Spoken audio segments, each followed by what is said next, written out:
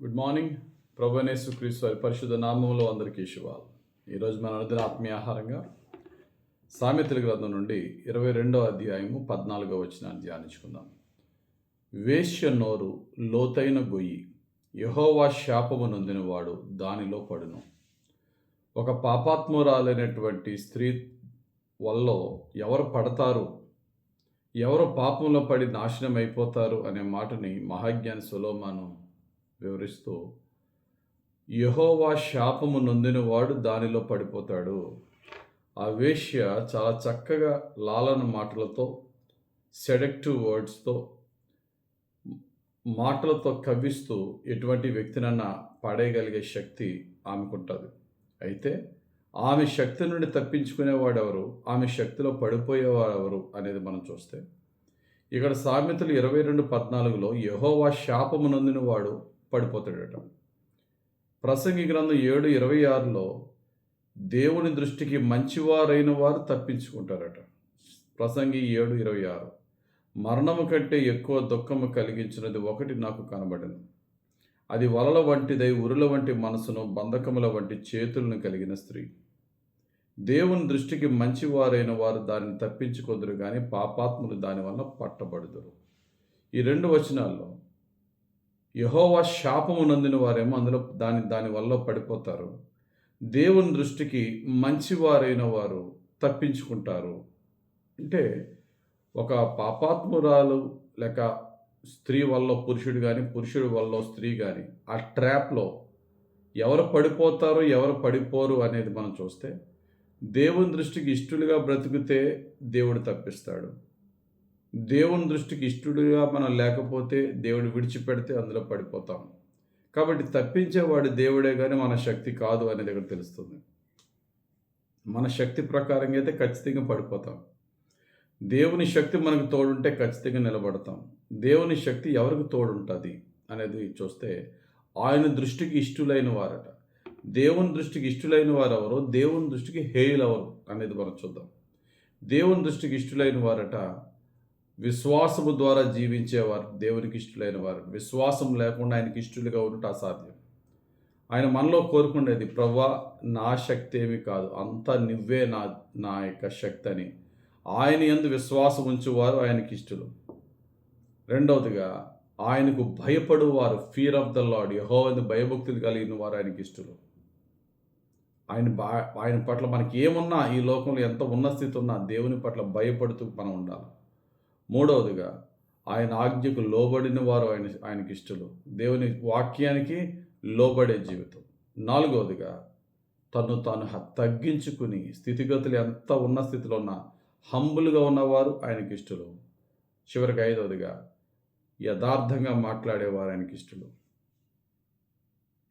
ఎవరండి ఆయనకి ఇష్టలు? విశ్వాసం బట్టి జీవించేవారు ఆయనకి ఇష్టలు. ఆయన పట్ల భయముతో బ్రతికేవారు ఆయనకి ఇష్టలు. ఆయన వాక్యానికి లోబడేవారు ఆయనకి ఇష్టలు. దీనులుగా ఉండేవారు ఆయనకి ఇష్టలు. ఎప్పుడు యథార్థంగా మాట్లాడేవారు, యథార్థంగా జీవించేవారు ఆయనకి ఇష్టలు. ఇటువంటి వారికి టెంప్టేషన్ వస్తుంది. ఎవరిని టెంప్టేషన్ శోధన వదలడం. కానీ ఇటువంటి వారు అటువంటి టెంప్టేషన్లో ఫేస్ చేసినప్పుడు దేవుడు ఆశ్చర్యంగా ఆ వ్యక్తిని రక్షిస్తాడట. మరి దేవుని దృష్టికి హేయులు ఎవరు? దేవుని దృష్టికి హేయుల గురించి సామెతల గ్రంథం 6:16-17 వచనాల్లో ఉంటుంది.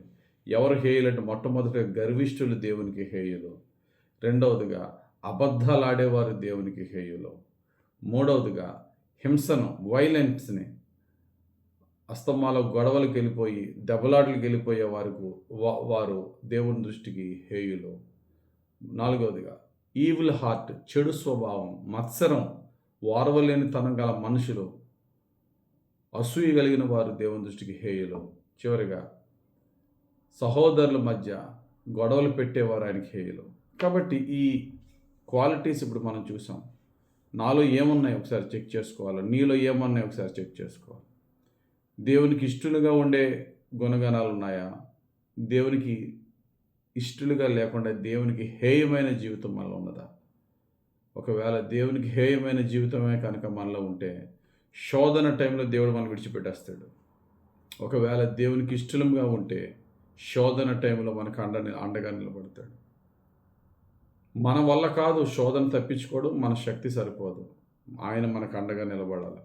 ఆయనకి మనకు మనం అండగా ఆయన మనకు అండగా నిలబడాలి అంటే ఆయన మీద విశ్వాసంతో ఆధారపడదాం. ఎప్పుడు భయభక్తులు కలిగి జీవిద్దాం. వాక్యానికి లోబడదాం. దేవుడు ఎంత హెచ్చించినా దీనులుగా ఉందాం. సాధ్యమైనంత వరకు సత్యమనే మాట్లాడి యథార్థంగా జీవిద్దాం. ఇలా జీవిస్తున్నప్పుడు ఎంత పెద్ద శోధన వచ్చినా ప్రభు మన పక్షముగా నిలబడతాడు. చూడండి, మహాబలవంతుడైన సంసోను చూడండి, మరొక వైపు యోసేపును చూడండి. యోసేపు కండలు తిరిగిన బలవంతుడిని ఎక్కడ రాయబడలేదు. ఒక శోధకురాలు యోసేపును శోధించినప్పుడు అక్కడి నుంచి పారిపోగలిగాడు. సంసోను తనని నిలువెత్తున చంపేయడానికి ఎంత ప్రయత్నించినా, నిలువెత్తున చంపేస్తుంది ఈ దెలీలా అనే స్త్రీ, నన్ను ఘోరంగా చంపుతుంది, నేను ఏది చెప్పినా నా రహస్యం ఫిలిస్తీన్లు చెప్పేస్తుందని తెలిసి, ఆమె నన్ను చంపేస్తుంది అని తెలుసుకున్నా సరే ఆమె దగ్గర నుంచి పారిపోలేని బలహీనుడైపోయాడు సంసోను. కారణం ఒకటే, దేవుని కాపుదల సంసోనికి లేదు. ఎందుకంటే ఆయన ఆజ్ఞకు లోబడలేదు, ఆయనకు భయపడలేదు. తెలిసి దేవునికి వ్యతిరేకమైన మార్గంలో నడిచాడు. శోధన టైంలో దేవుడు విడిచిపెట్టేశాడు. కానీ యోసేపు ఎప్పుడు భయపడుతూ జీవించాడు. శోధన టైంలో శోధన నుండి పారిపోయే శక్తి దేవుడిచ్చాడు యోసేపుకి. కాబట్టి ప్రియులారా, ఆ శోధనలోకి వచ్చిన తర్వాత నన్ను రక్షించి ప్రభు అంటే పని జరగదు. దానికి ముందే యథార్థంగా జీవిద్దాం, భయపడుతూ జీవిద్దాం, విశ్వాసముతో జీవిద్దాం, ఆయన ఆజ్ఞకు లోబడి జీవిద్దాం, దీనత్వంతో జీవిద్దాం. శోధన టైంలో దేవుని చేత రక్షింపబడదాం. దేవుడి వాక్యం మన జీవితంలో నెరవేర్చునుగాక. ఆమెన్. ప్రార్థన చేసుకుందాం. మహిమగల తండ్రి, దయగలిగిన ప్రభువా, ఈ నాశనకరమైన నవనాగర కథలో పాపము రోజు రోజుకి దాని యొక్క ఆకర్షణను పెంచుకుంటున్న సమయంలో నీ పిల్లలమైన మేము పాప ఆకర్షణ నుండి రక్షింపబడాలి అంటే మా శక్తి సరిపోదు కనుక, నీ శక్తి మాత్రమే కావాలి కనుక, నీ శక్తి ఎవరికి ఇస్తావంటే నీకు ఇష్టలైన వారికి ఇస్తానన్నావు కనుక, విశ్వాసము ద్వారా నీకు ఇష్టలుగా ఉండి ఎల్లప్పుడూ నీకు భయపడుతూ బ్రతుకుతూ, నీకు భయభక్తులతో జీవించి నీకు ఇష్టలుగా ఉండి, నీ ఆజ్ఞలకు లోబడి నీకు ఇష్టలుగా ఉండి, ఎల్లప్పుడూ దీనత్వాన్ని వస్త్రంగా ధరించుకునే జీవితంతో నీకు ఇష్టలుగా ఉండి, నీ సత్య యథార్థతలో నడిచి నీకు ఇష్టలుగా ఉండి, అయ్యా ప్రతి శోధన నుండి మా చివరి శ్వాస వరకు నీ చేత రక్షింపబడి, కాపాడబడి, దీవింపబడి, హెచ్చింపబడి, ఆశీర్వదింపబడే జీవితం నీ దాసుడైన నాకు, ఈ వాక్యం వింటున్న వారికి నీవే అనుగ్రహించి మమ్మల్ని రక్షించి కాపాడి పరిశుద్ధపరచమని యేసుక్రీస్తు ప్రభు అతి పరిశుద్ధ నామంలో ప్రార్థించి వేడుకొంచున్నాం తండ్రి. ఆమె. తండ్రి యొక్కయు, కుమారుని యొక్కయు, పరిశుద్ధాత్మ దేవుని అభిషేకం మనకు తోడుండి నడిపించి దీవించును గాక. ఆమె. God bless you. Have very blessed day.